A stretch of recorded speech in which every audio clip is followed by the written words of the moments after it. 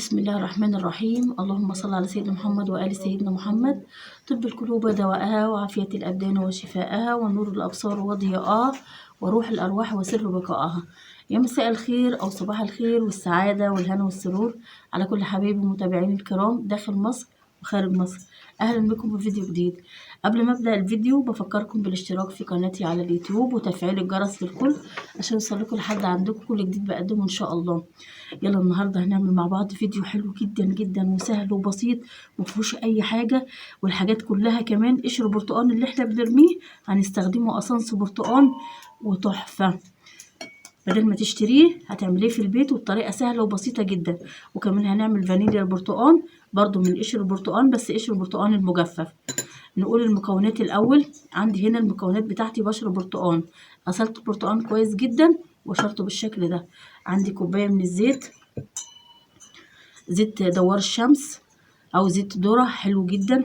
ده الاستخدام اللي احنا مثلا هنستخدم في الخبيز او الكيكات او الحاجات كده. لو انت عايز تستخدميه للبشره كمان اسانس البرتقال ده مفيد جدا جدا للبشره، وحلو لشد البشره والنضاره وتفتيح البشره وترطيب الجلد. كمان مكان زيت عباد الشمس هتستخدمي زيت زيتون او زيت جوز الهند. كمان انا هنا هعمل فانيليا البرتقال زي ما قلت لكم، سهله جدا. هاخد القشر واجففه يا اما في الشمس يا اما تجففيه في فرن البوتاجاز وتطحنيه لغايه ما توصليه للمرحله دي بالشكل ده. كل اللي هنعمله ان احنا هنا عندنا القشر بتاع البرتقال بعد ما طحناه بالشكل ده هنضيف عليه السكر. ادي 1 2 3 4 5 قد مقدار البرتقال عندي هنا، واقلبهم كويس جدا جدا واحتفظي بيهم في علبة واستخدميهم برضو للحلويات والكيكات، حلو جدا جدا. تمام كده تمام. عندنا بقى البشر البرتقال بتاعنا اللي احنا هنعمله اسانس. عايزه اقولك ممكن تستخدميه على البارد، لو استخدمتيه على البارد هتحطي بشر البرتقال ده هنا وتحطي عليه الزيت وتقفلي عليه لمدة 3 ايام، بعدين تصفيه تشتغلي بيه. انا هعمل الطريقه دي على الساخن، والطريقه دي حلوه جدا جدا وبتستخلص كل البشر اللي هنا ده او كل الزيت اللي هنا ده بتطلعه على الاخر بالطريقه دي. يلا بقى نقول كده احنا هنعمل ايه. هننزل هنا ببشر البرتقال، ممكن تحطيه في اي حاجه، في ازازه في طبق. احنا هنحطه على حمام ميه عشان نستخلص كل الزيت اللي في البرتقال. حبايبي الغاليين على قلبي، انا عبيت هنا البشر بتاع البرتقال، هنزل عليه كده بالزيت بالشكل ده وهقفله ونروح على البوتاجاز نشوف احنا هنكمل الفيديو ازاي. كل اخواتي وحبايبي متابعين الغاليين على قلبي، حطيت ميه هنا بس بتغلي عشان احط فيها البرطمان. انا هنزله هنا واسيبه كده على نار هاديه خالص خالص لمده ربع ساعه، وارجع لكم نكمل مع بعض الفيديو. بس يلا بقى ما تنسونيش في لايك حلو للفيديو. صباح السعادة عليكم. احنا هنا كده بقينا تاني يوم. هقول لكم بقى الحاجات اللي انا عملتها في خلال الفترة لغاية الزيت ما اتعمل معايا. انا كان المفروض ان انا اعمله بعديها بساعتين او 3 بعد ما احطه في المغلية، بس انا قلت خليه يوم كامل اللي هو قاعد فترة الليل كلها عشان يستخلص كل الزيت اللي في قشر البرتقال.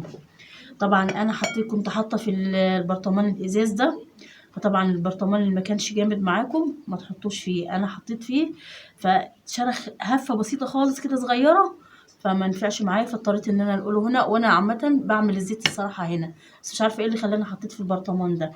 فانتوا ما كانش البرطمان بتاعكم جامد ما تحطوش فيه، مع ان كنت حاطه النار هاديه جدا جدا يعني. ما علينا كده. انا خلاص فنقلته هنا، دي استلت واستحملت معايا. وبعد ما غلى معايا ربع ساعه كده او تلت ساعه قفلت عليه وسبته لغايه تاني يوم. تعالوا شوفوا بقى الجمال ولونه اللي بقي تحفه والريحه رهيبه. بصوا بسم الله الرحمن الرحيم. ممكن تصفيه بشاشه، وممكن لو عندك مصفى زي دي عيونها ضيقه صفي بيها عادي جدا. كده انا اخدت كل اللي في القشر بالشكل ده، صبرت عليه لما اخد وقته خالص. شايفين؟ بصوا اللون مش محتاج ان انا اتكلم عنه. بصوا اهو،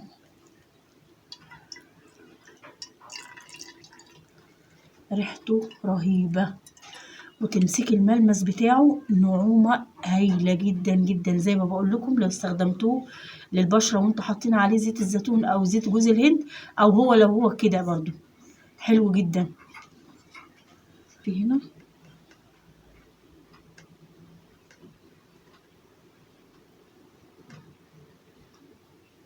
الله، الريحة بتاعته رهيبة. يبقى ده الزيت اللي احنا عملناه اسانس البرتقال، ودي فانيليا البرتقال اللي احنا عملناها مع بعض، حاطين عليها السكر.